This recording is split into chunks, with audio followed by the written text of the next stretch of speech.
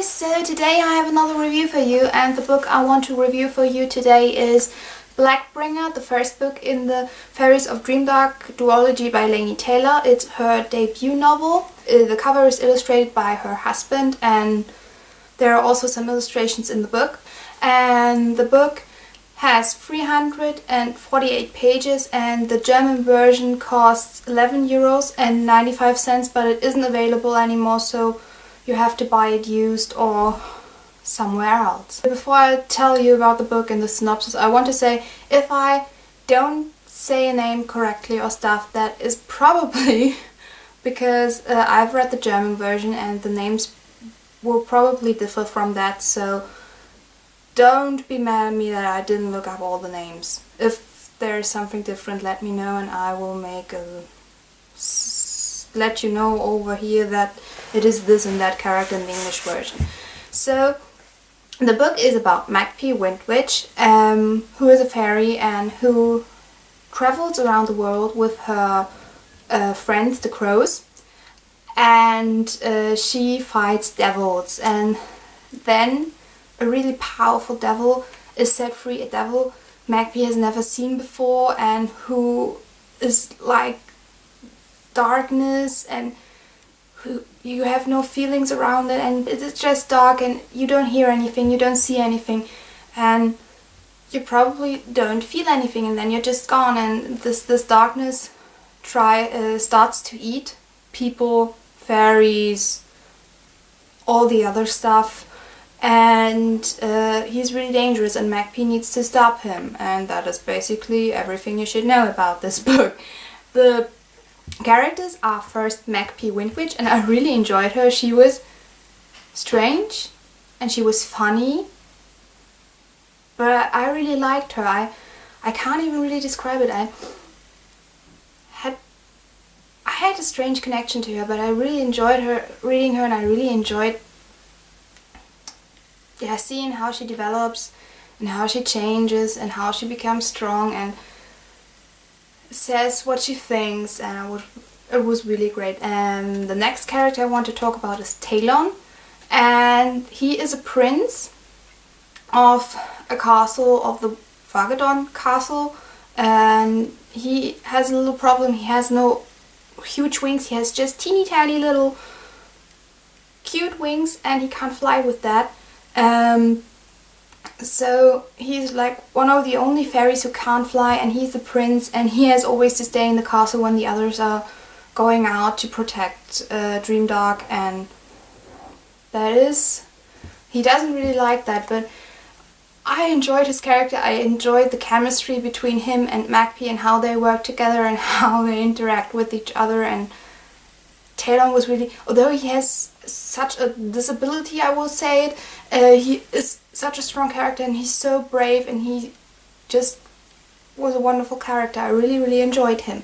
Then I want to talk a bit about the crows, Magpie's like family. She has parents, but her parents are somewhere else, and because they go with Magpie when she is trying to kill those devils, and her parents are elsewhere learning from other fairies, and she can't do that because she has to slay the devils.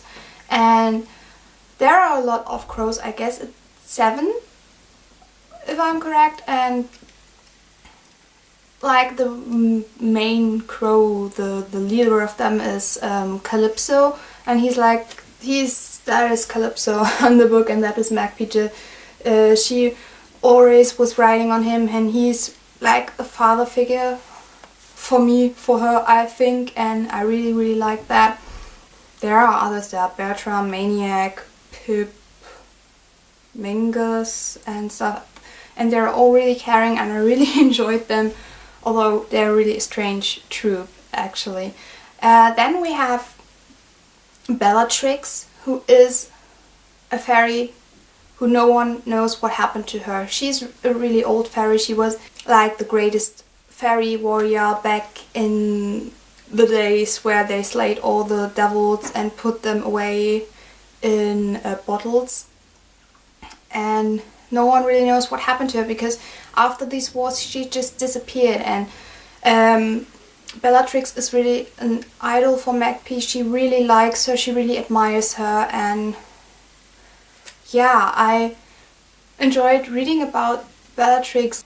Then I want to talk about Vesper, or Queen Vesper as you might call her. She is the new queen of Nimona. That's the German word, that's the German town, the German version of it. And she is a descendant from Bellatrix. She claims to be, and everyone believes her except Magpie and some others. And she seems she has the crown of Bellatrix, and she has her wardrobe, and still she appears to be the descendant of Bellatrix at first, but she's really an annoying character, and she's really evil, and she is only interested in her own behalf, and I didn't really like her. My overall opinion of this book is I had my difficulties with it at first because it has a really tiny writing. Like, let me show you.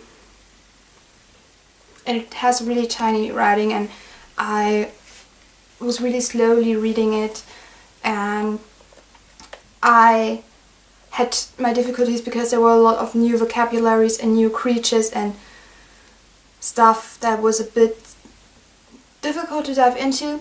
But I enjoyed this story so much. It was so fun reading it. I enjoyed Magpie. I enjoyed this whole fantasy world that explains stuff that happened to us as humans. And I just thought it was like, that is a great idea of explaining why this and that happened. I really enjoyed that a lot, and I enjoyed the fairies, and I enjoyed the world, and yeah, like I said, I was a bit meh. I wasn't really drawn into it that much, but in the end I really was like, wow. And I really enjoyed this book, and I definitely want to read the second book, and in the end I have to say really it was a fun read, and yeah, I can recommend it to you. So if you are not really into fantasy reads or urban fantasy reads, then this might be a great way for you to start, although it might be a bit difficult at first, but don't bother. Really don't. So overall I gave this book a 4 out of 5 stars, and yeah. That's it for today, guys. I hope you enjoyed this video. Thumbs up if you do. Subscribe if you want to see more, and yeah, I will see you soon with another video. Goodbye!